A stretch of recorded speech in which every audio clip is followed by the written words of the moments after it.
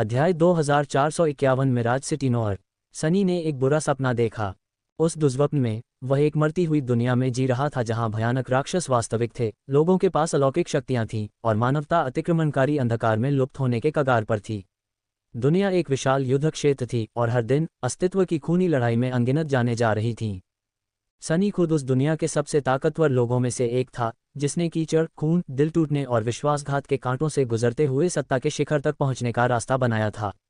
वह जिम्मेदारियों के भारी बोझ तले दब रहा था और अपने ही पिछले पापों का क्रूर बोझ ढो रहा था। उसकी एक बेहद आकर्षक, बेहद खूबसूरत गर्लफ्रेंड भी थी। सनी कुछ हद तक राक्षसों और महाशक्तियों के अस्तित्व को स्वीकार कर सकता था, लेकिन उस अंतिम विवरण ने उसे वास्तव में इस तथ्य की ओर संकेत कर दिया था कि यह सब एक सपना था। अलार्म की तेज आवाज से वह जाग गया। उठो सनी, उठो सनी, उठो सनी। अरे! अपना फोन उठाकर उसने अलार्म बंद करने की कोशिश की और फिर उठकर बैठ गया और चारों ओर लाल लाल आंखों से देखने लगा। उसका कमरा अंधेरा और गंदा था, बासी हवा और खाली बोतलों से भरा हुआ। टीवी चालू था, जिस पर वेलोर ग्रुप के नए आलीशान मॉल का रंगीन विज्ञापन चल रहा था। युवा सीईओ जयकार कर रही भीड़ के सामने लाल रिबन काट रहा था, उसकी साधारण मुस्कान कैमरे को अंधा कर रही थी। सनी कुछ देर तक टीवी को घूरता रहा, उसकी आंखों में गहरा अंधेरा छा गया, फिर उसने अपना फोन उस पर फेंक दिया। स्क्रीन टूट गई और दरारों के जाल ने उस पर मुस्कुराते चेहरे को विकृत कर दिया। ऐसा लग रहा था जैसे वह किसी टूटे हुए शीशे को घूर रहा हो। सनी अचानक जाग गया। अरे नहीं, छी! वह बिस्तर से उछल पड़ा, जिससे कई खाली बोतलें जमीन पर लुढ़क गईं, और जल्दी से टीवी की तरफ बढ़ा। उसके फोन की स्क्रीन भी टूटी हुई थी, लेकिन खुशकिस्मती से वह अभी भी चालू हालत में था। सनी ने समय और तारीख देखी, फिर राहत भरी सांस ली और धीरे से खड़ा हो गया। उस भयानक दुर्स्वप्न से अब भी उबरते हुए सनी ने कुछ गालियां बुदबुदाईं और खिड़की की तरफ बढ़ा। खिड़की का पर्दा खोलकर उसने रोशनी से मुंह बनाया और बाहर देखने लगा। भोर की धुंधली बैंगनी चमक उसके पीले शरीर पर छा गई थी, उसकी सुडौल मांसपेशियां, उस पर अपमान के चिन्हों की तरह बिखरे निशान, और उसकी भुजाओं और धड़ के चारों ओर कुंडली मारे हुए काले सांप का एक भयावह टैटू। एक प्रतिष्ठित पुलिस अधिकारी से ऐसी अपेक्षा तो नहीं की जा सकती, लेकिन सनी ने सही रास्ता अपनाने से पहले एक उथल पुथल भरा जीवन जिया था। खिड़की के बाहर शहर बारिश की चादर से ढका हुआ था। सुबह के ट्रैफिक से आगे निकलने के लिए गाड़ियां तेजी से दौड़ रही थीं और अपने पीछे लाल रंग की चमक छोड़ रही थीं।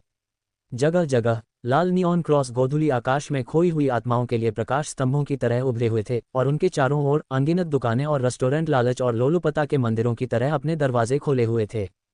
इन सब के ऊपर कांच की गगनचुंबी इमारतें विशाल गिरजाघरों जैसी खड़ी थीं। वहीं बड़े बड़े दफ्तरों के भीतर असली ताकत बसती थी। सड़कें गंदी थीं, अपार्टमेंट की इमारतें जीर्ण शीर्ण थीं, और लोग थके हुए थे, यातायात के कारण संकरी सड़कों तक ही सीमित थे और उनकी आंखें नम थीं। इसमें कुछ अजीब सा लग रहा था, मानो उसके बुरे सपनों की दुनिया कहीं अधिक वास्तविक थी। उद्धरण शहर के चारों ओर कोई बाधा नहीं है।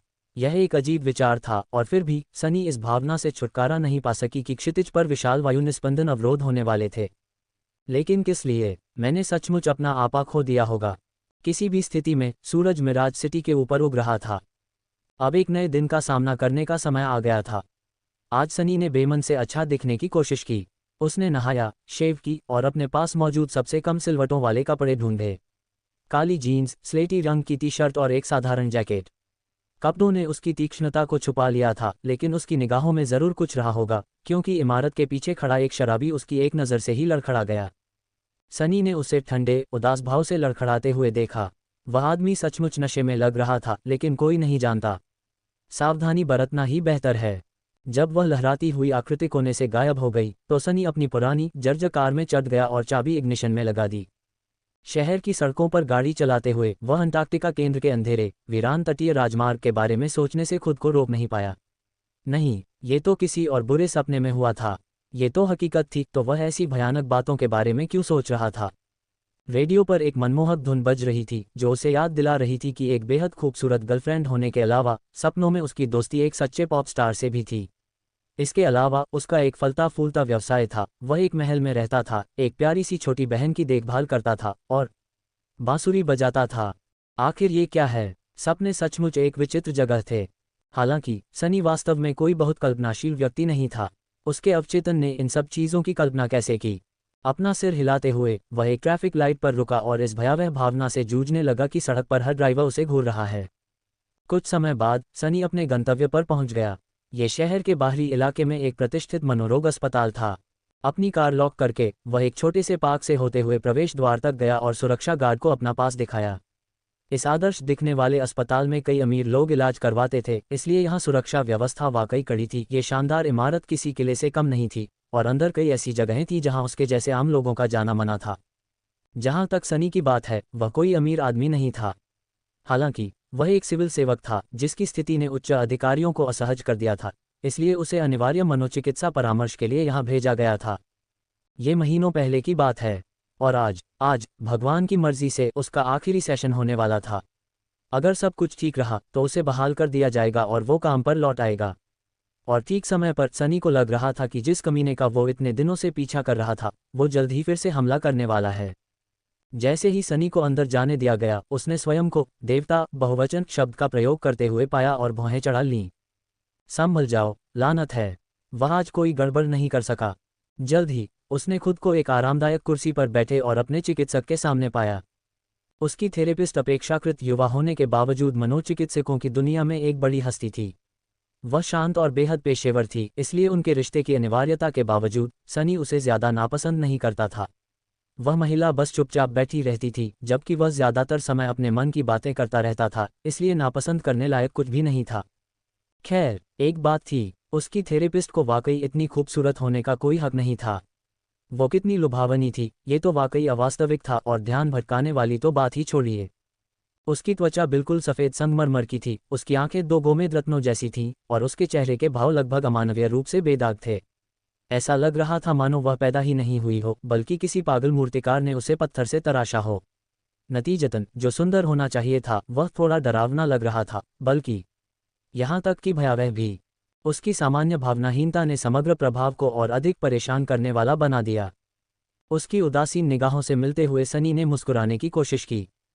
सुप्रभात डॉक्टर। उसने उसकी ओर एकटक देखा और फिर धीरे से मुस्कुराया। मुस्कान ने उसके चेहरे को बदल दिया। उसे देखना बेहद लुभावना, लगभग दर्दनाक सा लग रहा था। ऐसा लग रहा था जैसे किसी पवित्र चीज को देख रहा हूं, शायद किसी जीवित संत को। सुप्रभात जासूस, क्या आप कॉफी लेंगे? किसी कारण से जब सनी ने उस अद्भुत सुंदर चिकित्सक की बातें सुनी तो उसे बहुत गलत होने का एहसास हुआ। इसके अलावा किसी कारणवश वह उसके प्रश्न का ईमानदारी से उत्तर देने के लिए बाध्य हुआ। सनी ने कंधे उचका दिए। हाँ, क्यों नहीं। ... उनके जीवन की हर आपदा की तरह यह आपदा भी एक खूबसूरत महिला की मुस्कान और एक कप कॉफी से शुरू हुई। कॉफी का स्वाद लाजवाब था, वाकई अजीब था। सनी पिछले कुछ समय से अनिद्रा की समस्या से जूझ रहा था, नींद की गोलियों पर जी रहा था और अब भी हर बार सोते समय उसे बुरे सपने आते थे। शायद इसी वजह से उसे सब कुछ बेस्वाद लगता था, लेकिन जब भी उसका थेरेपिस्ट उसे कॉफ़ी ऑफर करता तो वह उसका आनंद लेने से खुद को रोक नहीं पाता था। तो मैं कहाँ से शुरू करूं?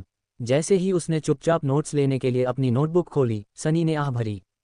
अब मुझे वे बुरे सपने बार बार नहीं आते। वह भी उन्हें हर बार सोते समय देखता था, लेकिन वह बहुत कम ही सोता था, इसलिए इसे शायद ही अक्सर कहा जा सकता था। दुनिया थोड़ी परेशान करने वाली है, लेकिन मैं बेवजह गुस्सा भी नहीं करता। ऐसा लगता है जैसे मैंने खुद पर ज्यादा मजबूत पकड़ बना ली है। उसने आज सुबह ही अपना टीवी तोड़ दिया था, लेकिन उसका गुस्सा बिल्कुल वाजिब था। वेलोर ग्रुप और उसके सीईओ से नफरत करने के कई वाजिब कारण थे। उद्धरण चिन्ह ... मुझे नहीं लगता कि पिछले सत्र के बाद से मुझे किसी चीज को लेकर कोई चिंता हुई है। तो क्या ये कोई सुधार है? उसने उस कथित शराबी को मारने का सबसे अच्छा तरीका सोच लिया था। अगर आज सुबह सुबह उस आदमी ने उस पर हमला कर दिया होता, लेकिन ये कोई पागलपन नहीं था। ये तो बस एक अनुभव था, और सनी एक मूर्ख होगा जो अपने आसपास अजनबियों पर ध्यान नहीं देगा। सनी लगातार आत्मविश्वास से भरी आधी अधूरी बातें बोल रहा था ताकि थेरेपिस्ट को लगे कि वह समाज का एक स्थिर और सुचारू सदस्य है, एक ऐसा व्यक्ति जिसे वह पूरी तरह स्वस्थ घोषित कर दे और फिर कभी न मिले। उसे यकीन नहीं था कि उसकी यह हरकत उस मौन सुंदरी को बेवकूफ़ बना रही है या नहीं, लेकिन थेरेपिस्ट ने एक बार भी उसके बयान पर सवाल नहीं उठाया। उसे यकीन नहीं था कि वह उस पर विश्वास करती है या फिर उसे इसकी परवाह नहीं है। थोड़ी देर बाद सनी ने पाया कि वह बिना किसी दिखावे के अपने विचार उसे बता रहा था। मैं बोर हो रहा हूँ, बेचैन हूँ, काम पर वापस जाना चाहता हूँ। मैंने वो सब करने की कोशिश की जो आम लोग अपने खाली समय में करते हैं, जैसे पिकनिक पर जाना या पार्क में टहलना। लेकिन पूरे महीने बारिश होती रही है। न्यूज़ में आने वाली बकवास की वजह से घर के अंदर रहना बहुत परेशान करने वाला है, और मैं सच में बाहर भी नहीं जा सकता, है ना? आपने मुझे शराब के साथ नींद की गोलियां न लेने को कहा था। मुझे ऐसा लग रहा है जैसे मैं किसी ऐसी चीज से वंचित रह गया हूं जो मेरे पास कभी थी ही नहीं। तो वह कुछ क्षण तक हिचकिचाया, फिर पूछा, क्या आप मुझे पास नहीं कर सकते डॉक्टर? हम दोनों जानते हैं कि मैं यहाँ सिर्फ जज की बात मानने आया हूँ, और जज ने मुझे यहाँ सिर्फ अपने छुट्टियों के घर का खर्च उठाने वाले लोगों की बात मानने के लिए भेजा है। बेशक सनी अपने बारे में कुछ महत्वपूर्ण तथ्य अपनी खूबसूरत मनोचिकित्सक को बताने में असफल रहा था। उदाहरण के लिए, कभी कभी उसे ऐसा महसूस होता था कि उसके बुरे सपने ही वास्तविकता हैं, या कभी कभी वह स्वयं को दुनिया का एकमात्र वास्तविक व्यक्ति मानता था, या फिर कभी कभी उसे विदेशी दृश्यों, ध्वनियों और संवेदनाओं का भ्रम होता था, मानो उसके कई शरीर हों। ऐसा शायद इसलिए था क्योंकि अनिद्रा के कारण वह अक्सर कुछ सेकंड के लिए बेहोश हो जाता था और सूक्ष्म निद्रा के दौरों में चला जाता था। ऐसी छोटी छोटी बातें। चिकित्सक ने अपनी सामान्य उदासीन अभिव्यक्ति के साथ उसकी ओर देखा। क्या आपको लगता है कि आप काम पर लौटने के लिए मानसिक रूप से स्वस्थ हैं, जासूस? सनी हंसा, अपनी मधुर, मनमोहक आवाज से उसकी रीढ़ में दौड़ रही सिहरन को छिपाते हुए। शायद यह अच्छा ही था कि उसकी थेरेपिस्ट ज्यादा नहीं बोलती थी। उसकी आवाज उसके रूप रंग जितनी ही खतरनाक थी, बल्कि उससे भी ज्यादा आकर्षक। उसने उसके सिर को हिलाकर रख दिया। मैं मानसिक रूप से स्वस्थ? भगवान, नहीं। लेकिन आखिर कौन है? मेरा मतलब है, दुनिया जिस तरह की है, क्या यह अजीब नहीं होगा अगर मैं बिल्कुल ठीक हो जाऊं? अगर मुझे कभी कोई ऐसा व्यक्ति मिले जो खुश, स्वस्थ और पूरी तरह से स्वस्थ दिखे, तो मैं निश्चित रूप से पीछे मुड़कर भाग जाऊंगा। उसने कुछ देर तक उसे देखा, फिर सिर हिलाया और अपनी नोटबुक बंद कर दी। ठीक है, जासूस, सच कहूं तो मैं खुद अनिवार्य काउंसलिंग का पक्षधर नहीं हूं। हालांकि परिस्थितियों के बावजूद इन कुछ महीनों में जब से हम एक दूसरे से मिल रहे हैं, आपने काफ़ी प्रगति दिखाई है। इसलिए मैं आपको सूचित करने के लिए तैयार हूं कि आप सेवा फिर से शुरू करने के लिए फिट हैं। एक शर्त पर। सनी ने आश्चर्य से भौहें चढ़ाईं। जब से वे मिले थे तब से शायद उसने उसे इतनी ही बातें करते सुना था। वह क्या है? चिकित्सक ने कुछ देर तक उसका अध्ययन किया, फिर अपने सामान्य उदासीन स्वर में कहा, मैं चाहता हूं कि आप अपनी बहाली के बाद भी थेरेपी जारी रखें। दरअसल मैं जोर देकर कहता हूं कि आप ऐसा करें। आप मेरे मरीज हैं और मुझे काम अधूरा छोड़ने का विचार पसंद नहीं। मुझे इससे नफरत है। सनी हंसा, तो या तो मैं आपसे मिलना जारी रखूं या फिर काम पर वापस नहीं जा पाऊं। यह अनिवार्य परामर्श से किस प्रकार भिन्न है? उसने कंधे उचकाए। आप मना कर सकते हैं। वह कुछ क्षण चुप रहा, फिर उपहास करने लगा। मुझे माफ करना डॉक्टर, लेकिन लगता है आप कुछ नज़रअंदाज कर रहे हैं। इन सेशन का बिल मिराज सिटी पुलिस विभाग को दिया जा रहा था। अगर मेरी अनिवार्य थेरेपी खत्म होने के बाद भी हम मिलते रहे तो मुझे इन सेशन का खर्च खुद उठाना पड़ेगा। और मुझे ये कहते हुए बहुत अफसोस हो रहा है, लेकिन आपके खर्चे मेरी पहुंच से बाहर हैं। सामान्य परिस्थितियों में तो उनके जैसे किसान को इस विशिष्ट अस्पताल के पास भी नहीं जाने दिया जाता, यहाँ इलाज कराना तो दूर की बात है। उसकी चिकित्सक ने उसे भावशून्य दृष्टि से देखा, फिर आह भरी और अपनी जेब में हाथ डाला। एक सुंदर उभरा हुआ बिजनेस कार्ड निकालकर उसने शालीनता से उसे दे दिया। यह मेरा निजी नंबर है, हम कुछ हल निकाल सकते हैं। सनी ने स्तब्ध भाव से कार्ड लिया और उसकी ओर देखा। उद्धरण संत नहीं, यह उसका असली नाम है। उस संत चिकित्सक का नाम असल में सेंट था। ये जानकर सनी को एक पल के लिए सचमुच पागलपन सा महसूस हुआ। इसके अलावा वह उसे अपना नंबर भी दे रही थी। अपने दिमाग से मूर्खतापूर्ण विचारों को बाहर निकालते हुए सनी ने उस अलग थलग सुंदरी को देखा और अपना गला साफ किया। ठीक है, जब हालात थोड़े ठीक हो जाएंगे तो मैं आपको फ़ोन करूंगा डॉक्टर। ये कहकर उसने उसका कार्ड अपने बटुए में रख लिया और खड़ा हो गया। सब कुछ के लिए धन्यवाद। मुझे लगता है, उसने उदासीनता से सिर हिलाया और आवश्यक कागजी कार्रवाई पूरी करने के लिए मुड़ गई। अपनी नींद की गोलियां दवा की दुकान से लेना मत भूलना। अच्छी नींद मानसिक स्वास्थ्य की नींव है, जासूस। स्वस्थ रहो। कुछ सेकंड बाद सनी ने खुद को उसके ऑफिस के बाहर पाया, कुछ खोया हुआ। उसने सोचा भी नहीं था कि पत्थर जैसे चेहरे वाले मनोचिकित्सक से उसे स्वस्थ घोषित करवाना इतना आसान होगा। ये तो बढ़िया निकला है ना? अपना सिर हिलाते हुए वह अपना पर्चा लेने के लिए अस्पताल की निचली मंजिल पर स्थित फार्मेसी में चला गया। जब वह फार्मासिस्ट द्वारा दवा भरने का इंतजार कर रहा था, खिड़की पर बारिश की बूंदों की आवाज़ सुन रहा था, तभी पास में किसी भारी चीज के गिरने की तेज आवाज आई। तभी एक तीखी चीख ने सन्नाटा तोड़ दिया। जैसे ही सनी ने मुड़कर देखा, उसने कई लंबे मांसल अर्दली सैनिकों को परेशान चेहरों के साथ शोर के स्रोत की ओर दौड़ते देखा। जल्दी करो, वह फिर से बाहर निकल गई। वह कैसी है? वह कुछ देर तक वहीं रुका रहा, एक भारी दरवाजे के पीछे उसे गायब होते देखता रहा, फिर खुद को उस दीवार से अलग कर लिया जिस पर वह टिका हुआ था और उसके पीछे चला गया। दरवाजे के पीछे अस्पताल का एक ऐसा हिस्सा था जहां आकस्मिक आगंतुकों का आना मना था। मंद रोशनी वाला गलियारा पूरी तरह अस्त व्यस्त था। कई लोग किसी ऐसे व्यक्ति को, जिसे सनी अपने पीछे नहीं देख पा रहा था, नीचे फर्श पर ले जाने के लिए संघर्ष कर रहे थे। उसके ठीक सामने उसने एक पलटी हुई व्हीलचेयर देखी जिसका पहिया अभी भी घूम रहा था और लाल, चमकीला, चमकता हुआ खून धीरे धीरे फर्श पर फैल रहा था। पूल के बीचों बीच एक नर्स घुटनों के बल बैठी थी जो अपना चेहरा पकड़े हुए जोर जोर से रो रही थी। उसकी उंगलियों के बीच लाल धारियां दौड़ रही थीं और उसकी सफ़ेद वर्दी सिंदूरी रंग में रंग रही थी। उसी समय एक हट्टा कट्टा अर्दली पीछे की ओर उछला और दीवार से इतनी जोर से टकराया कि फर्श हिलने लगा। धिक्कार है, वह इतनी ताकतवर कैसे है? उसे नीचे पकड़ो, छी! उसे चोट मत पहुंचाओ, बेवकूफ़ों! अगर उसे चोट लग गई तो हम सब खत्म हो जाएंगे। सनी को अंततः इस उत्पात का कारण समझ में आ गया।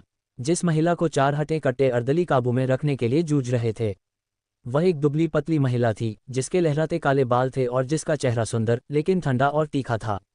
उसने एक फटी हुई स्ट्रेट जैकेट पहनी हुई थी और अपने जैसी कदकाठी और शरीर वाली, स्पष्ट रूप से विक्षिप्त, किसी भी व्यक्ति के लिए अप्रत्याशित ताकत के साथ अर्दली का विरोध कर रही थी।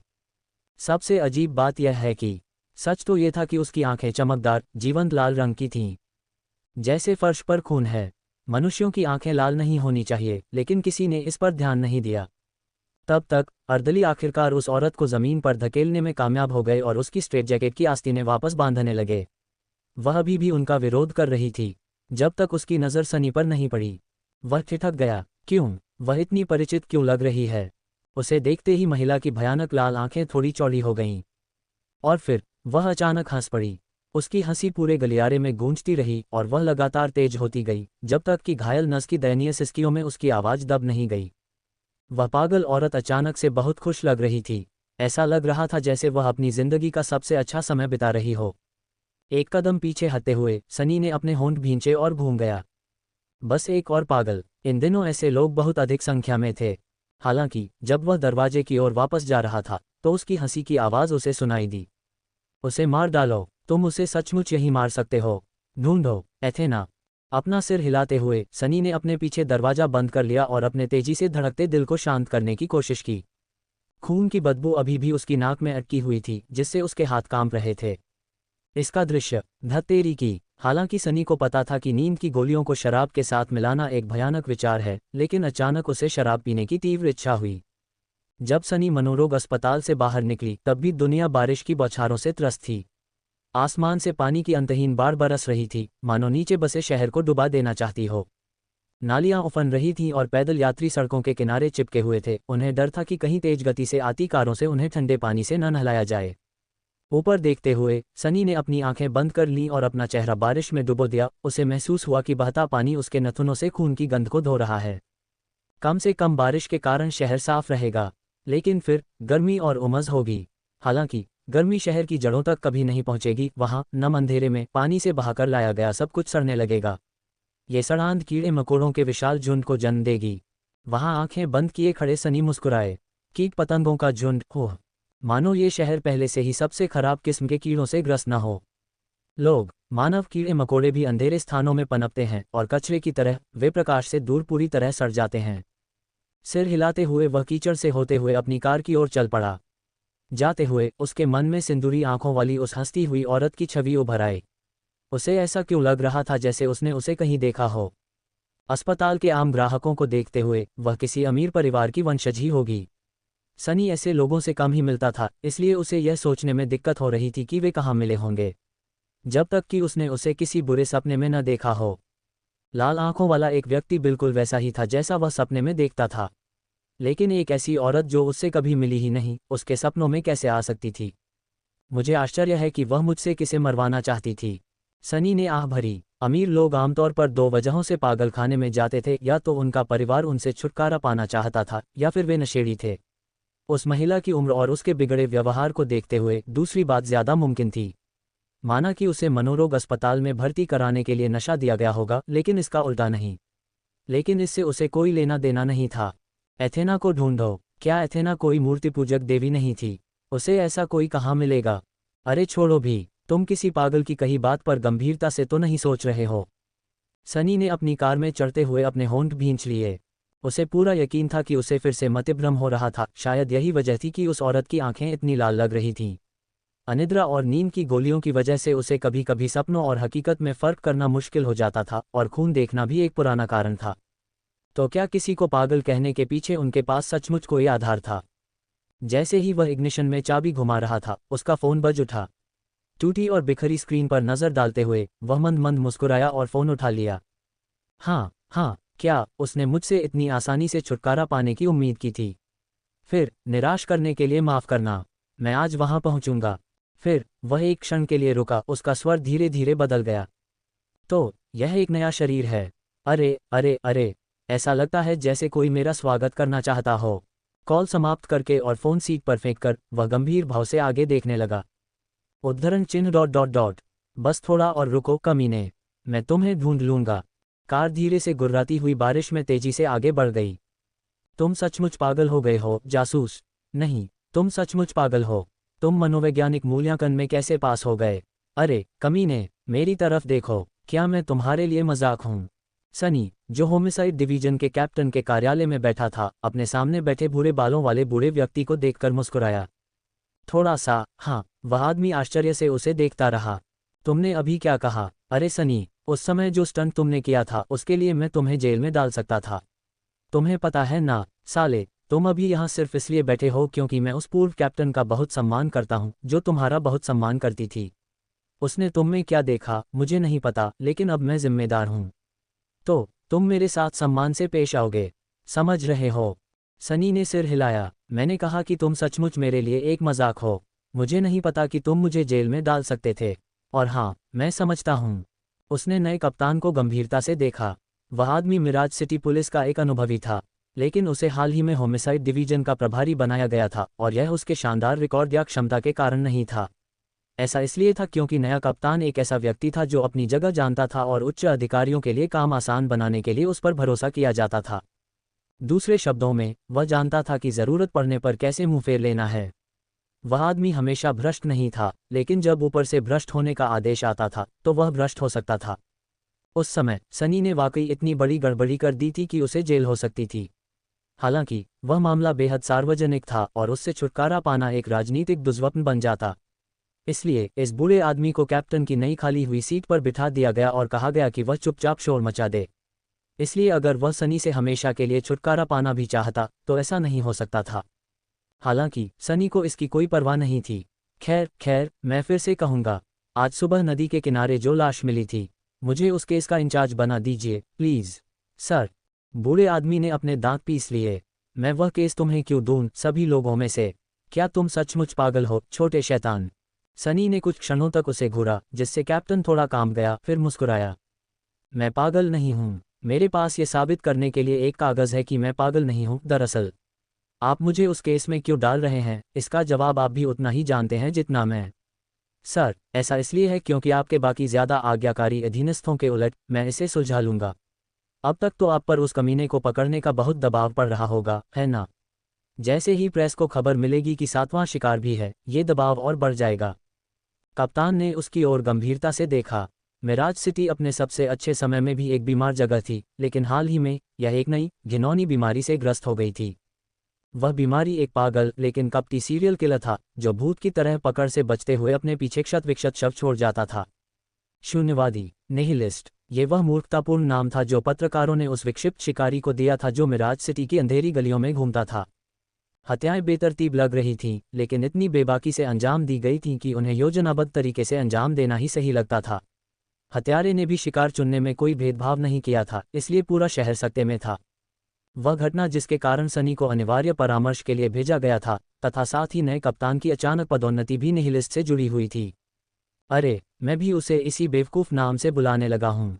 सनी को न सिर्फ एक बीमार, काया और हारे हुए व्यक्ति को इतना बड़ा नाम देने का विचार नापसंद था, बल्कि यह उसके लिए एक तरह की निजी चाल भी थी। हत्यारे ने अपने पीछे कोई निशान नहीं छोड़ा था और अपने शिकार एक बेमतलब सी प्रक्रिया से चुनता था, इसलिए अखबारों ने इस कहानी की ओर ज़्यादा ध्यान खींचने और ज़्यादा प्रतियां बेचने के लिए एक मनहूस नाम गढ़ा था, निहिलिस्ट। हर बार जब कोई नया शिकार मिलता तो उनकी विज्ञापन आय में भारी उछाल आता। इस बीच राजनेता लोकलुभावन मंच बनाने के लिए जोशीले भाषण देते रहे और साथ ही लोगों पर अपना नियंत्रण मजबूत करने के लिए जन सुरक्षा सुनिश्चित करने के झूठे बहाने से आक्रामक कानून भी बनाते रहे। कई भूत सीरियल किलर के शिकारों की वीभत्स मौतों से फायदा उठा रहे थे। लेकिन अब बहुत हो गया। जिन राजनेताओं ने जनता के आतंक का इस्तेमाल करके अपनी बढ़त बनाई थी, अगर निहिलिस्ट को जल्द ही नहीं पकड़ा गया तो वे मूर्ख लगने लगेंगे। प्रेस जनता की रुचि खोए बिना एक ही खबर को बार बार नहीं बेच सकता था, और कानून प्रवर्तन में लगे लोग, जिन्होंने तेज नतीजों के वादे के साथ करियर की सीढ़ियां चढ़ी थीं, अब उन्हें पेश करने के लिए और भी ज्यादा बेताब हो रहे थे। इसलिए चाहे नया कप्तान सनी को कितना भी नापसंद करता हो और उससे कितना भी डरता हो, वह इसके बारे में कुछ नहीं कर सकता था, क्योंकि सनी वाकई अब तक के डिवीजन का सबसे बेहतरीन जासूस था। उसने पहले एक बीट पुलिस वाले के तौर पर, फिर संगठित अपराध डिवीजन में एक जासूस के तौर पर ईमानदारी से काम किया था। जाहिर है इसी वजह से उसने बेहद भ्रष्ट और सड़े हुए मिराज सिटी पुलिस में कई दुश्मन बना लिए थे। ये तथ्य कि उन्हें कभी पदावनत या बर्खास्त नहीं किया गया था, इस बात का सबसे अच्छा सबूत था कि वे अपने काम में कितने कुशल थे। हालांकि उनके तरीके अक्सर गड़बड़ होते थे, सनी हमेशा परिणाम लेकर आते थे। नए कप्तान ने गुस्से से उबलती हुई चुपचाप उसे घूरा, लेकिन सनी को इसकी परवाह नहीं थी। वह निहिलिस्ट को पकड़ने वाला था और कोई मामूली चापलूस उसे रोकने वाला नहीं था। तो क्या मैं बारिश से पहले सब कुछ बहा ले जाऊं, घटनास्थल का जायजा ले सकता हूं? सर, बूढ़े आदमी ने दांत पीस लिए, फिर जोर से गाली दी। ठीक है, मैं तुम्हें केस दे दूंगा, लानत है। लेकिन खबरदार रहो, अगर तुम उस बीमार कमीने को पकड़वाने में नाकाम रहे तो तुम्हारा सिर धड़ से अलग कर दिया जाएगा। मैं तुम्हें अखबारों में छाप दूंगा और तुम्हें बलि का बकरा बना दूंगा। मत कहना कि मैंने तुम्हें चेतावनी नहीं दी थी। सनी ने व्यंग्यात्मक मुस्कान के साथ कंधे उचका दिए।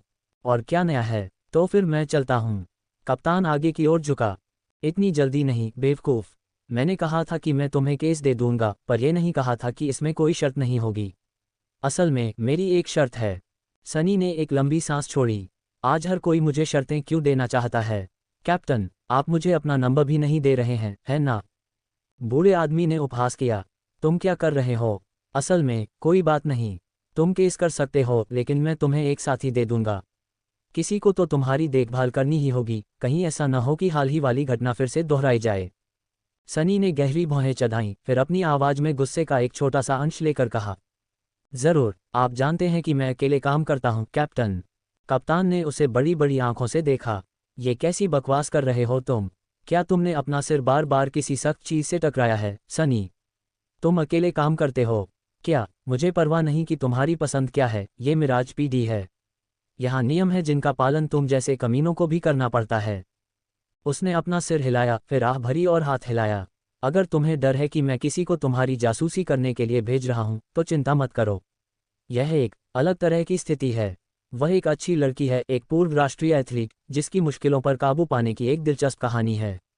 वह देश का गौरव है, गर्व। समझ रहे हो, हम सब जश्न मना रहे थे जब ऐसी ही किसी लड़की ने पुलिस अकादमी में दाखिला लिया था। बूढ़े आदमी ने उदास होकर आह भरी। उसने अपनी कक्षा में भी प्रथम स्थान प्राप्त किया था और गश्ती अधिकारी के रूप में भी असाधारण रूप से अच्छा प्रदर्शन किया था। परिणामस्वरूप वह जासूस बनने की राह पर तेजी से आगे बढ़ रही थी। खैर, अब जब वह विस्तारित मातृत्व अवकाश से वापस आ गई है और हाल ही में होमिसाइड डिवीजन में पदोन्नत हुई है, तो मैं चाहती हूं कि आप उसे सब कुछ सिखाएं। और इसके लिए आप भी दयालु रहें। सनी ने कैप्टन को संदेह से देखा।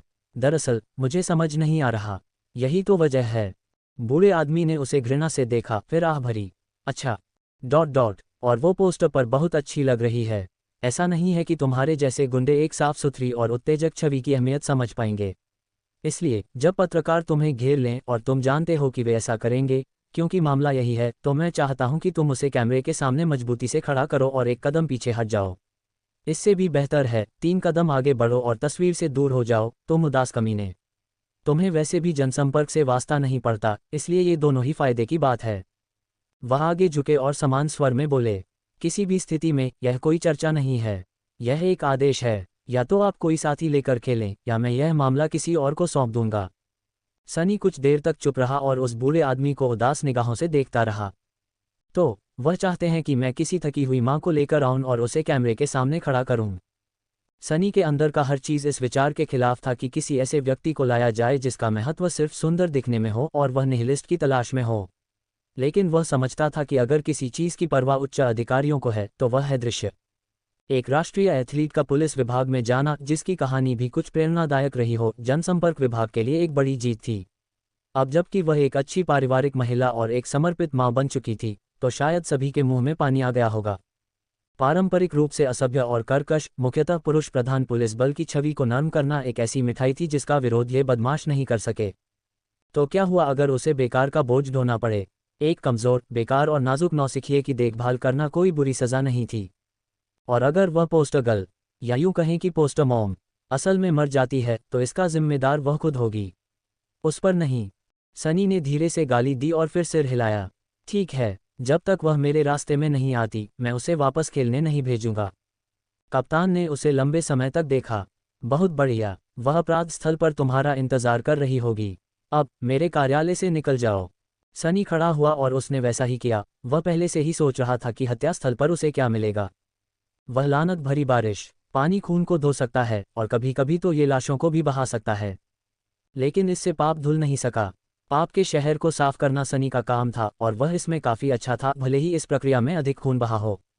आमतौर पर शांत रहने वाली नदी उफान पर थी और अशांत धूसर पानी उजाड़ किनारे पर ऊपर चढ़ रहा था। किनारा खुद कीचड़ से भर गया था, उसकी सामान्य जीवंतता गायब हो गई थी। एक बड़े इलाके को पुलिस टेप से घेर दिया गया था और उसके सामने खड़ी गाड़ियों के पीछे छिपा दिया गया था, जहां राहगीरों की एक छोटी सी भीड़ अपनी जिज्ञासा शांत करने के लिए टेप के पीछे बारिश में ठिठुर रही थी। पुलिस सायरन की टिमटिमाती रोशनी ने दृश्य को अशुभ, चिंताजनक रंग दे दिया। अपनी कार से बाहर निकलकर और बारिश को अंदर आने से रोकने के लिए अपनी जैकेट का कॉलर ऊपर उठाते हुए सनी ने उदास भाव से ऊपर देखा। आसमान भारी और अंधेरा था, बिना रुके आंसू बहा रहा था। हालांकि इस बात ने उसका ध्यान आकर्षित नहीं किया। पुलिस टेप के पीछे खड़े बेसुध तमाशबीनों ने उसे परेशान नहीं किया, लेकिन लाश एक पुल के पास मिली थी। उस पुल पर अब एक और भीड़ थी, जो अपने फ़ोन से तस्वीरें खींचने में व्यस्त थी। वहां से उन्हें पानी के किनारे पड़ी लाश का एक बेहतरीन नज़ारा मिल रहा था। उद्धरण ... लानत है इन भूतों पर। यह महज संयोग नहीं हो सकता था कि शव यहाँ फेंका गया था। या तो निहिलिस्ट ने उसे पुल से नीचे फेंका था, या वह बस यही चाहता था कि लोग उसके काम की सराहना करें। अगर यह बाद वाला था, तो उसे एक बेहद ग्रहणशील, उत्साही दर्शक वर्ग मिल गया था। एक गश्ती अधिकारी जो तेजी से आगे बढ़ रहा था, उसे पकड़कर सनी ने उसे पीछे खींच लिया। कौन सा बेवकूफ़! पुलिस अधिकारी गुस्से से पलटा, लेकिन फिर उसका चेहरा पीला पड़ गया और वह अनैच्छिक रूप से पीछे हट गया। जासूस सनी, सर, आप यहाँ हैं। सनी ने कुछ क्षणों तक उसे घूरा, फिर पुल की ओर सिर हिलाया और धीमे, समान स्वर में कहा, अंधे हो या कुछ और? हाँ, मैं यहाँ हूँ। तो कुछ दोस्तों को लेकर जाओ और पुल के पैदल यात्री हिस्से को साफ करो, फिर उसे बंद कर दो। साले, क्या मुझे तुम्हें ये बताने की ज़रूरत है कि तुम्हें अपना काम कैसे करना है? अगर पुल पर कोई सबूत बचा भी था, तो अब तक वो ज़रूर नष्ट हो चुका होगा। इस लापरवाही के लिए किसी को नौकरी से निकाला जाना चाहिए था, लेकिन सनी जानता था कि ऐसा कोई नहीं करेगा। पुलिस वाला काम उठा, फिर सलामी दी और तेजी से गायब हो गया। सिर हिलाते हुए सनी पुलिस टेप के नीचे से निकल गया और काले लेटेक्स दस्ताने पहनकर घटनास्थल की ओर चल पड़ा। पानी के पास लोगों का एक बड़ा समूह जमा था, जिससे उसका नज़ारा अवरुद्ध हो रहा था। उसे पता था कि लाश वहीं है। जैसे जैसे वह निकट आ रहा था, वह उन्हें धीमी आवाज में बात करते हुए सुन सकता था। क्या तुमने सुना? सनी आज वापस आ रहा है। कौन? ओह, ठीक है, तुम नए हो, तुम अभी तक उससे नहीं मिले होगे।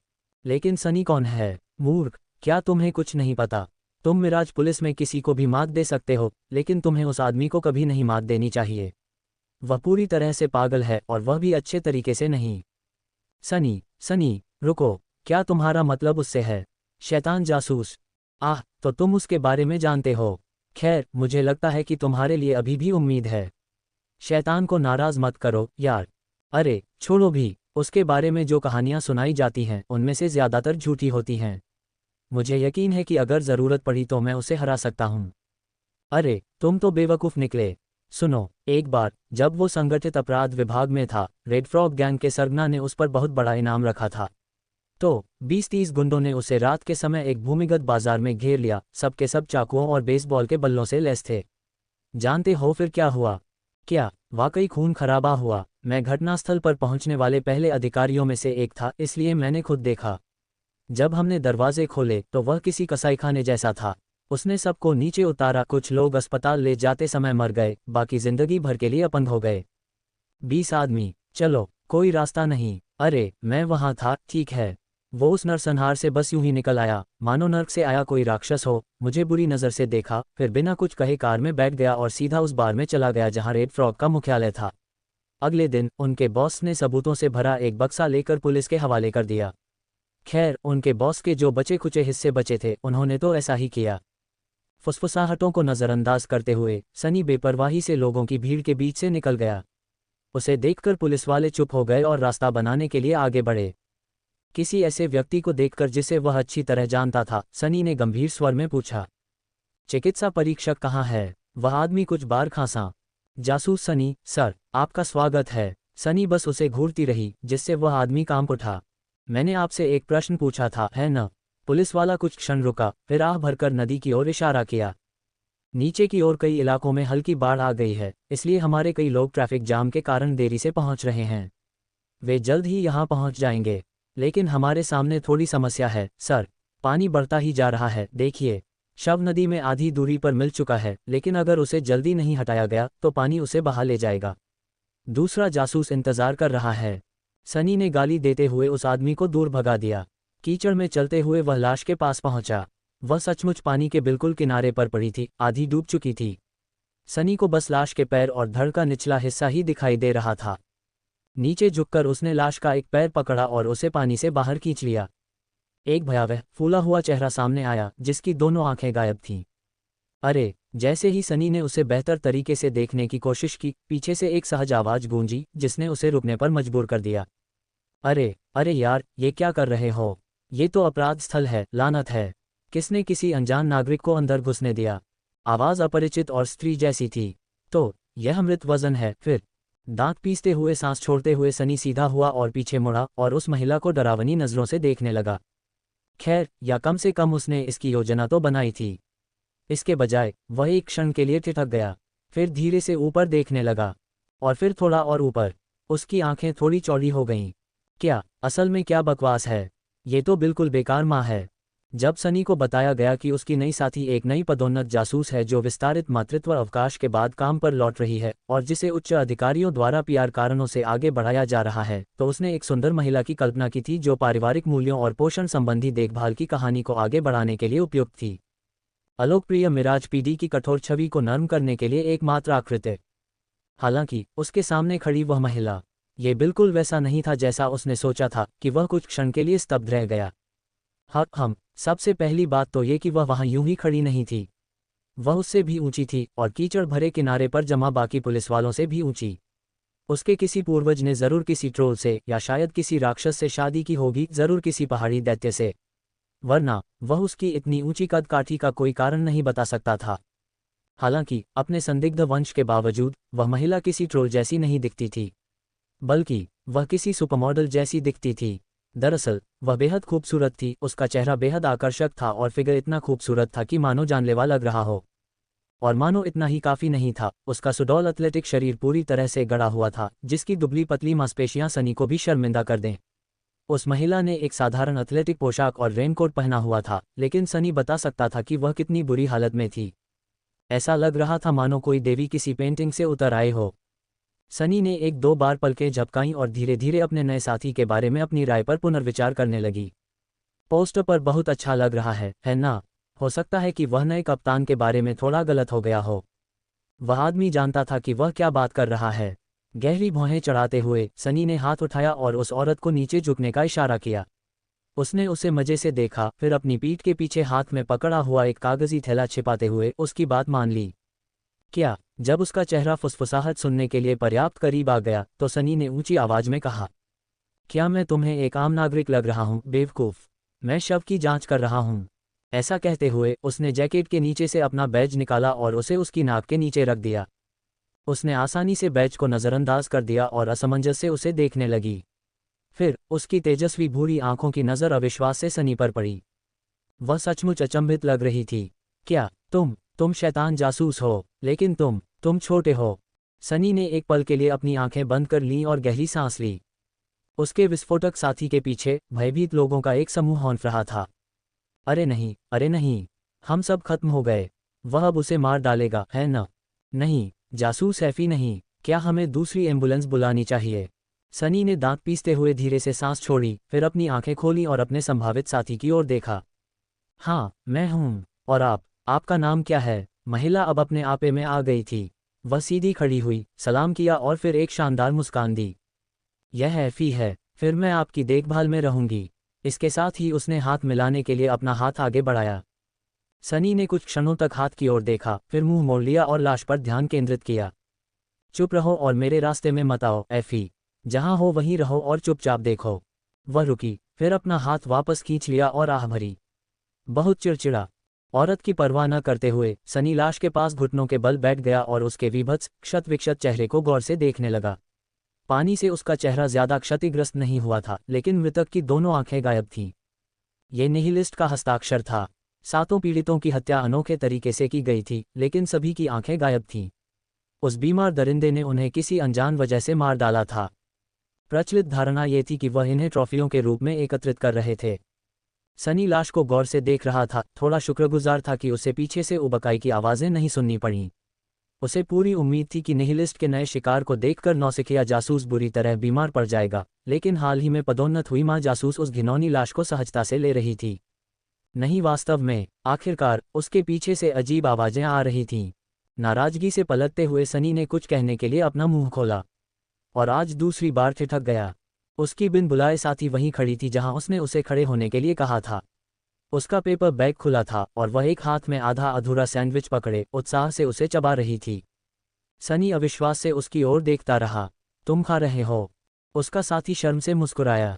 ओह, माफ़ करना, मेरा मेटाबॉलिज्म बहुत तेज़ है, इसलिए मैं बहुत ज़्यादा स्नैक्स खाता हूँ।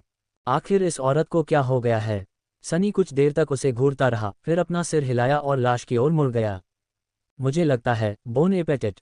जैसे ही वह मृत व्यक्ति का सिर थोड़ा सा हिलाने के लिए आगे बढ़ा, महिला ने पूछा, आखिर तुम क्या ढूंढ रहे हो? मौत का कारण साफ तौर पर गला घोंटना है। उसकी गर्दन पर जो चोट के निशान हैं वे हत्यारे की उंगलियों के हैं। वो आदमी काफी हृष्ट पुष्ट लग रहा है, इसलिए उसका इस तरह गला घोंटने के लिए बहुत ताकत चाहिए। निहिलिस्ट आमतौर पर ब्लेड से काम करता है ना? मुझे नहीं लगता कि उसने पहले कभी इतनी ताकत का इस्तेमाल किया होगा। क्या ये कोई नकलची हो सकता है? सनी ने मुंह बनाया, फिर एक लंबी सांस छोड़ी। क्या मैंने चुप रहने को नहीं कहा था? वह सावधानीपूर्वक इसकी खोजबीन करता रहा। उद्धरण चिन्ह ... मैं जो भी ढूंढ सकता हूं उसे ढूंढ रहा हूं, और यह कोई नकल नहीं है। आंखें उसी सर्जिकल सटीकता से निकाली गई थीं जो कोई भी नहीं कर सकता। इसके अलावा हमने यह विवरण कभी प्रेस को नहीं बताया, और वह कमीना ब्लेड से काम नहीं करता। जो भी हाथ में आता है उससे काम करता है। उसका तरीका लगातार बदलता रहता है, मानो उसे आविष्कार करना पसंद है। उसके साथी ने सीटी बजाए। वैसे क्या हमें यकीन है कि निहिलिस्ट एक आदमी है? मुझे तो कोई सुराग नहीं मिला था। सनी कुछ देर तक चुप रही। पक्का नहीं, लेकिन आंकड़ों के अनुसार ज्यादातर सीरियल किलर पुरुष होते हैं। और किसने कहा कि कोई सुराग नहीं मिला? उस समय वह मृत व्यक्ति का एक हाथ पकड़े हुए था और उसकी आस्तीन के नीचे देख रहा था। अचानक सनी निश्चल हो गई। अरे, ऐसा लग रहा था जैसे उसकी पार्टनर ने अपना सैंडविच खत्म कर लिया हो। पास आकर उसने उसके कंधे के ऊपर से नीचे देखा और उत्सुक स्वर में पूछा, यह क्या है? वहां मृत व्यक्ति की पीली त्वचा पर एक छोटा सा काला सांप टैटू बना हुआ था जो उसकी बांह पर लिपटा हुआ था। सनी सिहर उठी। यह एक गैंग टैटू है। यह आदमी ब्लैक स्नैक्स के साथ दौड़ता था। टैटू मिलने के बाद पीड़ित की पहचान करने में ज्यादा समय नहीं लगा। कई नाबालिग अपराधों के कारण उसका डेटा सिस्टम में था, हालांकि वयस्क होने पर उसे जिन अपराधों में पकड़ा गया था उनका कोई डेटा सिस्टम में नहीं था, क्योंकि बेचारा मुश्किल से वयस्क था। हे भगवान, वह तो बच्चा है। सनी ने अपने नए साथी को एक गहरी नज़र से देखा। उद्धरण ... क्या उसने अभी अभी देवता बहुवचन कहा था, या उसने गलत सुना था? जरा सोचिए, उसकी पोस्टर गर्ल पार्टनर बहुत जानी पहचानी लग रही थी। उसे लगा, नहीं, उसे पूरा यकीन था कि उसने उसे बुरे सपनों में देखा है, और वो भी अक्सर। लेकिन वो उन लोगों के सपने कैसे देख सकता था जिनसे वो पहले कभी नहीं मिला था? सनी ने आह भरी और थके हुए भाव से अपनी आंखें रगड़ी। वह थका हुआ महसूस कर रहा था और सो नहीं पा रहा था। संभल जाओ, लानत है, तुम सचमुच पागल हो रहे हो। हाँ, ठीक है, गिरोह युवाओं को भर्ती करना पसंद करते हैं। उसे पता होगा, वह खुद भी एक बार ऐसा ही नाबालिग गुंडा रह चुका था। आखिरकार मेडिकल परीक्षक आ गया और सनी ने एफी को इशारा करके बुलाया। उसने अपने दस्ताने उतारकर कूड़ेदान में फेंक दिए, लेकिन चूक गए, फिर दबी हुई गाली देते हुए वापस आया कि उन्हें उठाकर कूड़ेदान में ठीक से रख दे। चलो चलें, हमारा काम यहीं खत्म हो गया। उसकी अत्यंत सुंदर साथी एफी असमंजस में इधर उधर देख रही थी। क्या हम और भी कुछ नहीं देखेंगे? उस व्यक्ति से पूछताछ करेंगे जिसने शव को खोजा था, झाड़ियों में छोड़े गए सबूतों की जांच करेंगे, इत्यादि। सनी ने उसे अप्रसन्नता से घूरा। कोई मतलब नहीं है, लाश या तो पुल से नीचे फेंकी गई है या नदी के रास्ते यहाँ बहकर आई है। खैर, हत्या कहीं और हुई है। गश्ती अधिकारी घटनास्थल की जांच करेंगे और गवाहों से पूछताछ करेंगे। हालांकि मुझे शक है कि उन्हें कुछ मिलेगा। निहिलिस्ट काफी सतर्क है। वह अपनी कार के पास गया, दरवाजा खोला और यात्री की सीट की ओर इशारा किया। अंदर आना। एफी ने जर्जर कार को शक भरी नजरों से देखा, फिर आह भरी और खुद को अंदर समेट लिया। जब तक सनी ड्राइवर की सीट पर बैठी तब तक वह एक और सैंडविच चबाने में लग चुकी थी, जो मानो हवा से प्रकट हुआ हो। वह उन्हें कहाँ छिपा रही थी? वाह साथी, मुझे कहना ही होगा, मैंने काफी समय से इससे घटिया गाड़ी नहीं देखी।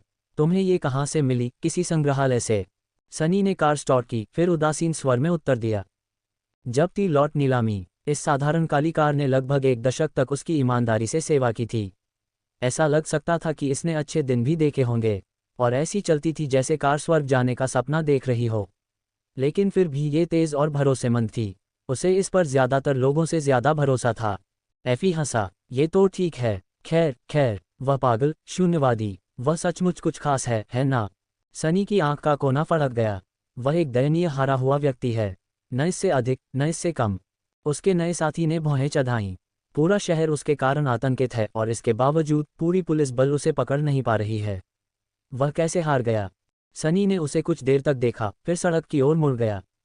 मैं आपको आपराधिक प्रोफाइलिंग का त्वरित पाठ्यक्रम नहीं देने जा रहा हूं, लेकिन आपको सीरियल किलर के बारे में एक बात जानने की जरूरत है। भले ही मीडिया उन्हें किसी महान और भयावह व्यक्ति के रूप में पेश करना पसंद करता हो, लेकिन मूल रूप से वे सभी दयनीय रूप से असफल लोग हैं। उसकी अभिव्यक्ति अंधकार में हो गई। उनमें से ज्यादातर बचपन में हुए मानसिक या शारीरिक दुर्व्यवहार के शिकार होते हैं। आमतौर पर उनकी माएँ उन्हें अंजाम देती हैं। इसलिए वे या तो किसी तरह की विकृत मातृहत्या करने की तैयारी कर रहे होते हैं, ऐसा करने का मौका गंवाने की भरपाई कर रहे होते हैं, या फिर ऐसा करने के बाद के गम से राहत पाने की कोशिश कर रहे होते हैं। बेशक इसमें और भी बारीकियां हैं, लेकिन असल में वे घिनौने होते हैं। और हाँ, वे न सिर्फ हारे हुए होते हैं बल्कि कायर भी होते हैं। ज्यादातर सीरियल किलर ऐसे शिकार चुनते हैं जो उनसे कमजोर हों और खतरा न हो। औरतें, बच्चे, बुजुर्ग। आप समझ ही गए होंगे। वह कुछ देर तक चुप रहा, फिर नाराजगी भरी आह भरी। बेशक वह कमीना निहिलिस्ट इन मानदंडों पर बिल्कुल खरा नहीं उतरता। उसके शिकार चुनने का कोई स्पष्ट पैटर्न नहीं है, जिसका मतलब है कि वे शायद उस व्यक्ति के प्रतिनिधि के तौर पर काम नहीं करते जिसे वह असल में मारना चाहता है। इससे भी बढ़कर, वह हर किसी पर, चाहे वह कमजोर हो या मजबूत, हमला करता है। उसकी हत्याएं पूर्व नियोजित और आवेगपूर्ण लगती हैं। इसलिए उसकी पहचान बनाने की कोशिश करना बिल्कुल बेकार है। अरे, उसके बारे में बात करते हुए तो हम पूरी किताब ही फेंक देंगे। एफी ने अपने चेहरे पर एक विचारशील भाव के साथ अपना सैंडविच खत्म किया। तो फिर हम कैसे पता लगाएंगे कि वह कौन है? सनी ने अपना सिर घुमाया और कुछ देर तक उसका अध्ययन किया। अंततः उसने नजरें फेर लीं और समान भाव से कहा, हमें ये पता लगाने की जरूरत नहीं है कि वह कौन है। मैं पहले से ही जानता हूं कि वह कौन है। हमें बस उसे सलाखों के पीछे डालने के लिए ठोस सबूत ढूंढने की जरूरत है। एफी स्तब्ध लग रही थी। क्या तुम्हें पता है कि निहिलिस्ट कौन है? सनी ने सामने देखा, उसकी आंखें ठंडी और जानलेवा हो गईं। उद्धरण चिन्ह ... हाँ, मैं करता हूँ। वह कुछ देर तक चुप रही और अजीब भाव से उसे देखती रही। तो फिर कोई और क्यों नहीं जानता? क्या वह पुनर्तः रहस्य नहीं है? सनी कुटिलता से मुस्कुराया। आपका दूसरा प्रश्न पहले प्रश्न का उत्तर देता है। कोई नहीं जानता कि वह कौन है, क्योंकि किसी को भी यह नहीं जानना चाहिए। एफी ने 1-2 बार पलकें झपकाईं, फिर भौहें सिकोड़ लीं। कोई जानकारी दबा रहा है। रुको, क्या कोई उसका बचाव कर रहा है? सनी ने उसकी तरफ देखा, सोच रहा था कि क्या वो सच बोल रही है या यूं ही अनजान बनने का नाटक कर रही है। न जाने क्यों, उसे अपनी नई पार्टनर पर भरोसा करने का मन कर रहा था, जो उसकी आदत से बिल्कुल अलग थी। हालांकि उसे उसके वरिष्ठों ने उस पर थोप दिया था, जिससे उसकी सच्ची निष्ठा पर सवालिया निशान लग गया। अंततः उसने कंधे उचका दिए। कोई न कोई तो कुछ न कुछ कवर कर रहा है, ये तो पक्का है। लेकिन कौन और क्यों, उन चीज़ों के बारे में सवाल मत पूछो जिन्हें सीखने के तुम योग्य नहीं हो। न सीखिए, तुम ज्यादा समय तक जीवित रहोगे। उसने जवाब देने के लिए अपना मुंह खोला, लेकिन इससे पहले कि वह जवाब दे पाती, उसने ठंडे स्वर में कहा, सबूत के बिना आप और मैं जो भी सोचते हैं कि हम जानते हैं, उसका कोई मतलब नहीं है। इसलिए खुले दिमाग से काम लें और सबूतों पर ध्यान दें। मेरे संदेह को विरासत में लेने से आपका निर्णय ही प्रभावित होगा। एफी ने उसे एक लंबी नज़र से देखा, फिर खिलखिलाकर हंस पड़ी। वाह साथी, अभी तो तुम बिल्कुल असली जासूस जैसे लग रहे थे। सनी ने मुंह बनाया। तुम क्या बकवास कर रहे हो? मैं एक असली जासूस हूँ। वह कुछ देर चुप रही, अजीब से भाव से उसे देखती रही। उसकी बेफिक्री और बेपरवाही का मुखौटा थोड़ा सा टूटा और उसके नीचे छिपे एक तेज और चतुर इंसान की झलक दिखाई दी। अंततः एफी पीछे झुकी और कुछ अजीब बात पूछी। अरे, क्या तुम्हें सचमुच याद नहीं है? सनी ने उलझन में अपनी भौहें उठाईं। क्या याद है? वह कुछ क्षण के लिए हिचकिचाई। जो आप हैं, वह गहरी भौहें सिकोड़कर बोला। इसका मतलब क्या माना जाता है? क्या तुम नशे में हो या कुछ और? बेवकूफ़, मैं सनी हूँ, मिराज पुलिस विभाग के होमिसाइड डिवीजन का जासूस, तुम्हारा सीनियर। एफी ने कुछ क्षण तक उसे ध्यान से देखा, फिर शर्म से मुस्कुराई और एक बार फिर पूरी तरह से शांत और सहज लग रही थी। माफ़ करना सीनियर, मेरा मतलब था, आखिरकार आप कुख्यात शैतान जासूस हैं, बस इतना ही। कितना अजीब आदमी है। एक मनोरंजक उपहास करते हुए सनी ने गैस पर थोड़ा जोर से दबाव डाला। उसे अजीब लोगों से कोई परेशानी नहीं थी। ईमानदारी से कहूं तो वह स्वयं भी बहुत समझदार व्यक्ति नहीं थे। गाड़ी शहर के ज़्यादा समृद्ध हिस्से को छोड़कर गरीब हिस्से में आ गई थी।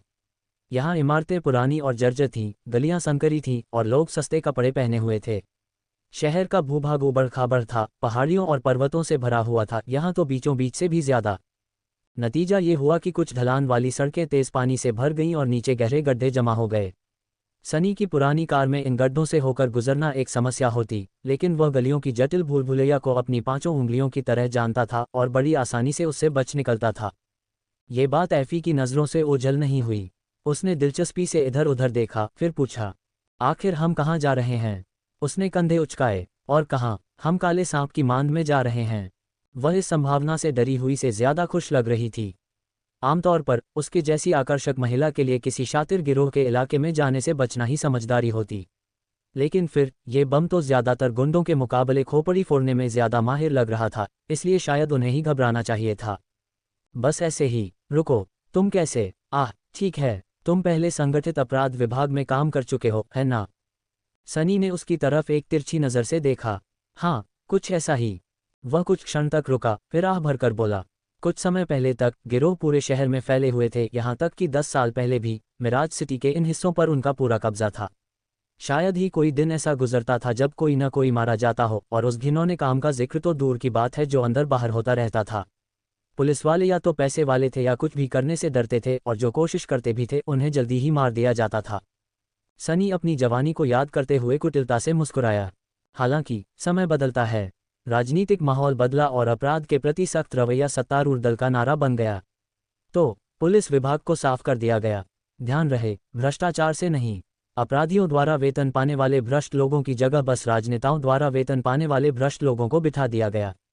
खैर, इस सारी अराजकता के बीच कुछ काबिल लोग अहम पदों पर पहुंचने में कामयाब रहे। वह कुछ देर के लिए चुप हो गया। कैप्टन जेट उनमें से एक थी। हालांकि उस समय वह कैप्टन नहीं थी, लेकिन अभी तक नहीं बनी थी। दरअसल मैं उनकी वजह से ही पुलिस अधिकारी बनी। फिर किसी तरह हम संगठित अपराध विभाग में साझेदार बन गए, जहां वह गिरोहों के खिलाफ कार्रवाई का नेतृत्व कर रही थीं। वे, कम से कम कहें तो, बहुत ही मुश्किल साल थे। एफी हंसी। कैप्टन जेट, है ना? रुको, वह अब कहाँ है? सनी ने कुछ देर तक कोई जवाब नहीं दिया। उसकी उंगलियां पहिए पर सफ़ेद हो गईं। अंततः उन्होंने समान स्वर में कहा, वह मर चुकी है। यह उनकी दयनीय स्थिति का एक कारण था। वास्तव में मुख्य कारण यही है। ... और यहाँ वह एक नए साथी के साथ था। सनी ने नौसिखिया जासूस को गंभीरता से देखा। मैं उसके लिए जिम्मेदार नहीं हूँ। इस महिला को कैमरों के सामने लाना मिराज पुलिस विभाग के लिए एक बेहतरीन प्रचार अभियान हो सकता है, लेकिन इससे उसकी पीठ पर भी निशाना लग गया। उसे यह पता होना ही था, लेकिन वह अभी भी यहाँ थी, इसलिए यह उसका अपना फैसला था। उसका इससे कोई लेना देना नहीं था। सड़क की ओर मुड़ते हुए उसने कहा, खैर, ज्यादातर गिरोह तब ध्वस्त हो चुके थे, और जो बचे हैं वे बस अपने पुराने स्वरूप की परछाई हैं। उन्हें अपनी जगह पता है, थोड़ा बहुत गंदा धंधा करते हैं जिसमें सब शामिल होते हैं, लेकिन सार्वजनिक रूप से दिखावा करते हैं कि ये दुनिया का सबसे घिनौना काम है। कुछ और गिरोह बेदाग निकले और अब घिनौने, लेकिन पूरी तरह से कानूनी धंधे चला रहे हैं। हालांकि ब्लैक स्नैक्स, उनकी भौहों पर बल पड़े, ब्लैक स्नैक ही एकमात्र ऐसा गिरोह है जो अब भी कुछ हद तक असली है। तो जब हम वहां पहुंचेंगे, एफी मुस्कुराए। ओह चलो, अच्छा पुलिस वाला बुरा पुलिस वाला वाला रूटीन अपनाते हैं। मैं हमेशा से यही चाहता था। क्या मैं बुरा पुलिस वाला बन सकता हूँ? प्लीज़। सनी ने उसे संदेह भरी नज़र से देखा। क्या वह सचमुच अकादमी से अपनी कक्षा में सर्वोच्च स्थान पर स्नातक हुई थी? खैर, वह आसानी से कल्पना कर सकता था कि सभी परीक्षक इस विशेष कैडेट को देखकर इतने विचलित हो गए होंगे कि उसे वस्तुनिष्ठ अंक नहीं दे पाए होंगे। उसने अपने होंठ भींच लिए और कंधे उचका दिए। जरूर, आप बुरे पुलिस वाले हो सकते हैं। कार एक जर्जर इमारत के सामने रुकी। हालांकि ये वैसा नहीं था जैसा कोई गिरोह के मुख्यालय के बारे में सोचता है। ब्लैक स्नैक्स का अड्डा कोई बार, नाइट क्लब या अवैध कसीनो नहीं था, बल्कि यह एक पुराना जर्जर सा दिखने वाला बॉक्सिंग जिम था। सनी कार से उतरकर बारिश में आगे बढ़ता हुआ सामने के दरवाजे के पास पहुंचा। वहां एक हट्टा कट्टा आदमी ट्रेनिंग सूट पहने छतरी के नीचे छिपा हुआ उदास होकर सिगरेट पी रहा था। सनी को देखते ही उस आदमी की आंखें चौड़ी हो गईं। वह एक पल के लिए वहीं जम सा गया, फिर चुपचाप अपनी सिगरेट फेंक कर अंदर गायब हो गया। सनी ने सिगरेट उठाई, उसे पास के कूड़ेदान में फेंका और उसके पीछे चल दिया। उसका नौसिखिया साथी उसके पीछे पीछे उत्सुकता से इधर उधर देख रहा था। वह बहुत ज्यादा आराम में है। या तो वह महिला अपने आप पर बहुत अधिक आश्वस्त थी या फिर उसका दिमाग ढीला था। बॉक्सिंग जिम में घुसते ही उन्हें कुछ बदमिजाज दिखने वाले मर्द दिखाई दिए। कुछ पंचिंग बैग्स को गालियां दे रहे थे, कुछ प्लास्टिक की मेज पर ताश खेल रहे थे और कुछ रिंग में दो हटे कट्टे बदमाशों को लड़ते हुए देख रहे थे। ...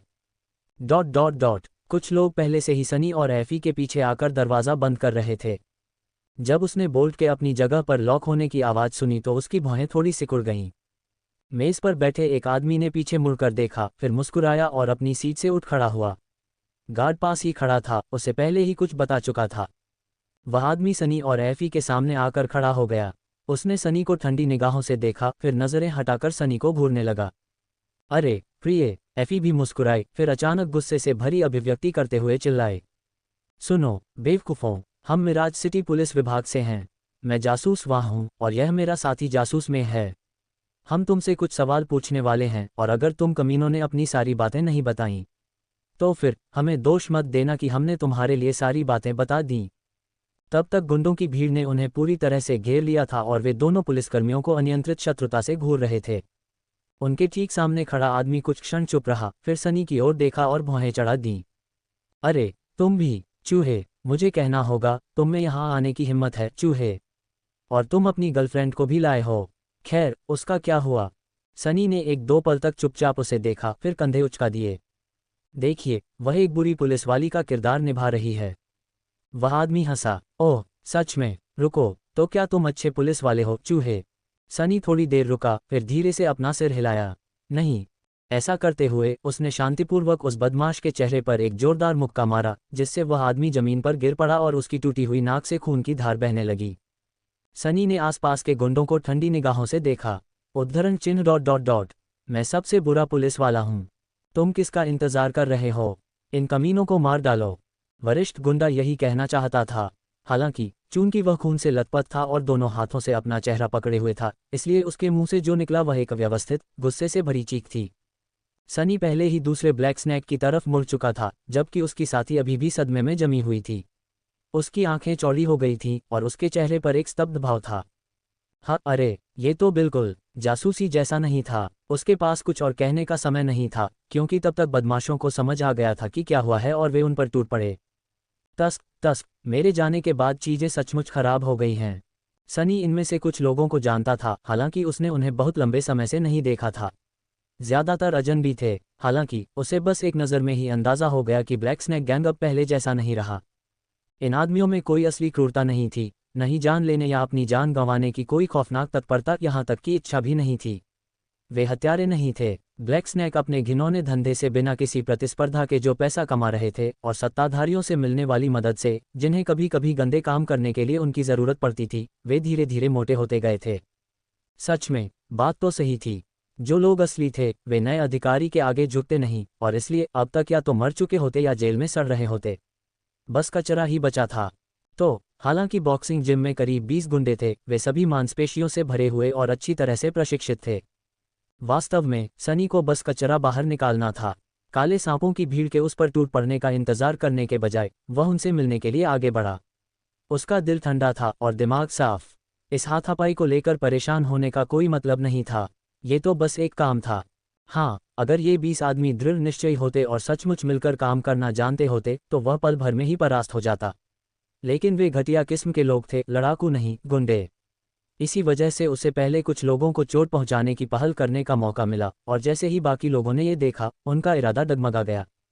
उनका डर और झिझक ही उनकी बर्बादी बन जाएगी। सनी भले ही कमज़ोर था, लेकिन उसकी मुट्ठियां हल्की नहीं थीं।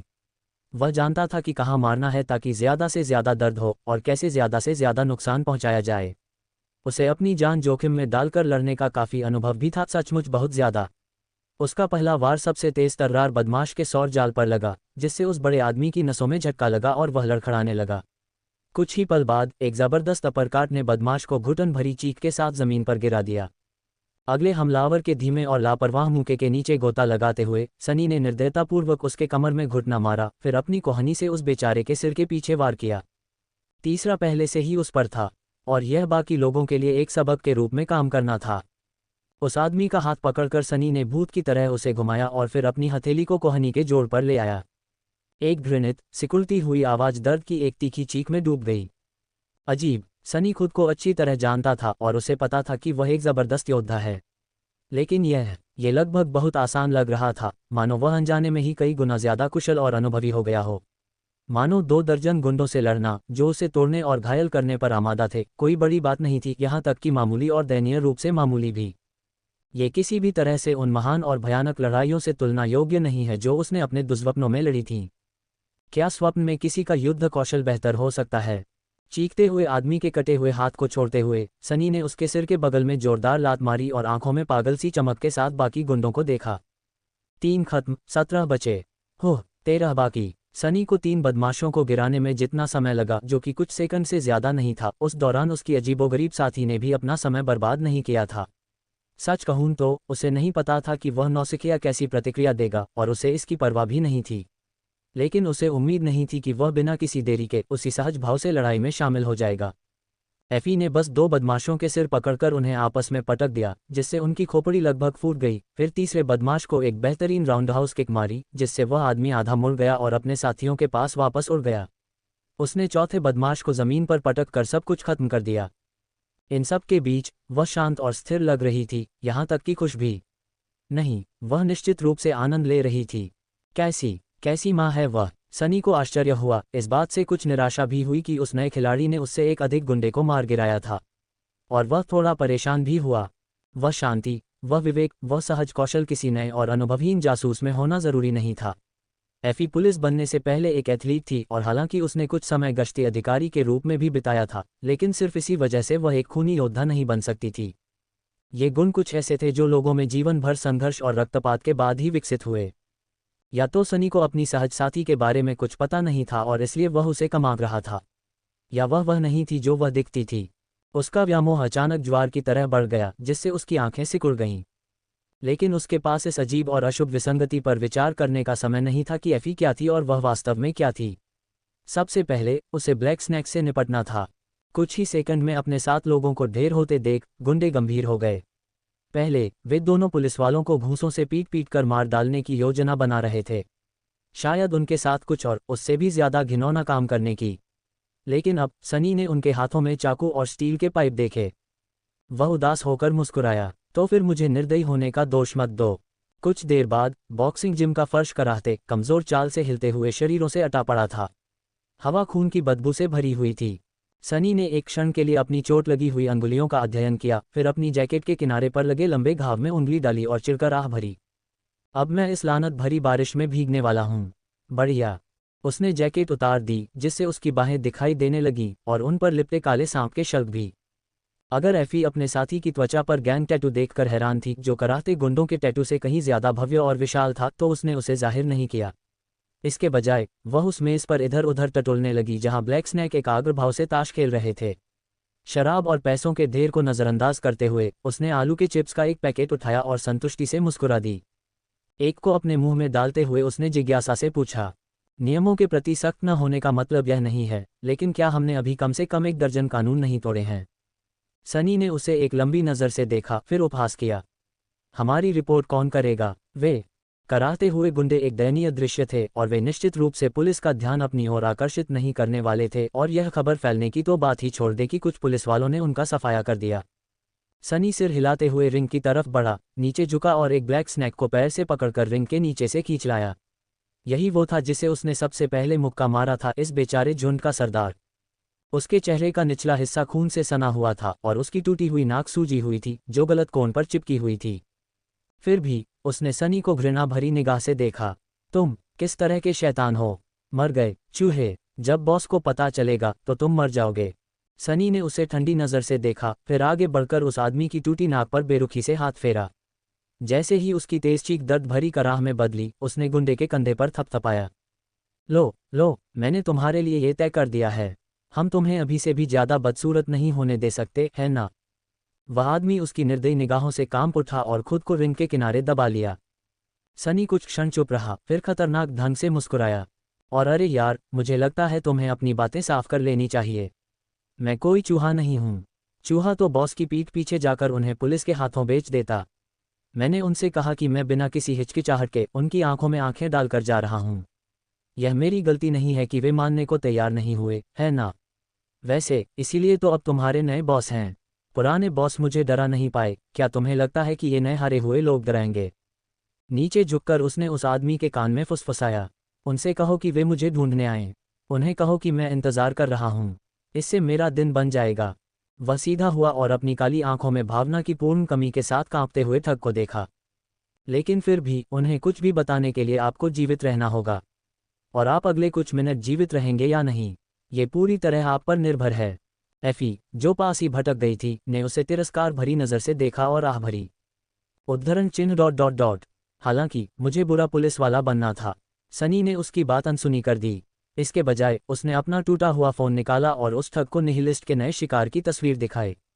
उसे पहचानते हो? आदमी ने पीछे हटने की कोशिश की, लेकिन उसके पास जाने के लिए कोई जगह नहीं थी। छी, ये क्या बकवास है? ये बकवास मुझसे दूर करो, लानत है। सनी ने कुछ बार पलकें झपकाईं। क्या तुमने पहले कभी कोई लाश नहीं देखी? वह हंसा, फिर फ़ोन वापस अपनी जेब में रख लिया और ठग को मृत बच्चे का नाम बता दिया। वह आप लोगों में से ही एक है ना? देखिए, मैं और मेरा पार्टनर यहाँ सच्चे इरादे से आए हैं ताकि आप लोगों को हत्यारे को सज़ा दिलाने में मदद कर सकें। सच में इतना असभ्य होने की कोई ज़रूरत नहीं थी, लेकिन चून की चीज़ें पहले ही ऐसी हो चुकी थीं। मुझे लगता है कि आपको हमें वो सब बताना ही होगा जो हमें जानना ज़रूरी है। गुंडे ने सनी को घूरा और दांत पीसते हुए फुसफुसाया। क्या तुम्हें लगता है कि मैं तुम्हें कुछ बताऊंगा, चूहे? सपने देखो। बिना कुछ कहे सनी ने उसके चेहरे पर मुक्का मारा, जिससे उस आदमी की नाक फिर से उखड़ गई। एक और हताश चीख निकली और एफी से हर उठी तथा एक कदम पीछे हटकर अपने आलू के चिप्स चबाने लगी। अगर मैं तुम्हारी जगह होती तो मैं उसे वो सब कुछ बता देती जो वो जानना चाहता है। आखिरकार प्लास्टिक सर्जरी से कुछ हासिल हो सकता है, इसकी भी एक सीमा होती है। तुम्हारी नाक में कुछ तो बचा होना चाहिए ताकि उसे ठीक किया जा सके। सनी ने गहरी सांस ली। क्या मैंने तुमसे नहीं कहा था कि मुझे चूहा कहना बंद करो, कमीना? देखो तुमने मुझे क्या करने पर मजबूर कर दिया। चलो फिर से कोशिश करते हैं, है ना? उस बच्चे के बारे में सब कुछ बताओ। तुमने उसे आखिरी बार कब देखा था? उसका काम क्या था? शहर के किस हिस्से में तुमने उसे काम पर लगाया था? उसके दोस्त कौन थे? वगैरह वगैरह। गुंडे ने अपना चेहरा ढकने के लिए दोनों हाथ ऊपर उठाए थे और दर्द से आंखों में आंसुओं के बीच सनी को देख रहा था। वह कुछ देर चुप रहा, फिर गुस्से से चिल्लाया, मुझे नहीं पता, बेवकूफ़। ठीक है, वह हमारा नहीं है। सनी ने उसे उदास निगाहों से देखा। अरे दोस्त, क्या मैं तुम्हें आसान लग रहा हूँ? क्या तुम्हें लगता है कि मैं काले सांप का निशान देखकर उसे पहचान नहीं सकता? ठग ने हताश होकर अपना सिर हिलाया। नहीं, रुको, सच कह रहा हूँ। वो कुछ साल पहले तक जूनियर सदस्य हुआ करता था, लेकिन उसके बाद से हमने उसे नहीं देखा। सनी ने भौहें चढ़ाईं। हम ब्लैक स्नैक गैंग को अपने जूनियर सदस्यों का पता न चलने की आदत कब से पड़ गई है? गुंडे ने अपने हाथ नीचे कर लिए और सनी को घूरने लगा, फिर मुंह बनाया और मुंह में खून भरकर फर्श पर थूक दिया। तुम्हें क्या पता, शैतान। ये गिरोह अब वो नहीं रहा जो पहले हुआ करता था। जमाना बदल गया है, लानत है। पहले तो हम सड़कों से बेकार बच्चों को उठा लाते थे, तुम जैसे छोटे मोटे लोग हमारे साथ जुड़ने के लिए लड़ते थे। लेकिन अब उन्हें भर्ती करना मुश्किल है और उन्हें काबू में रखना और भी मुश्किल।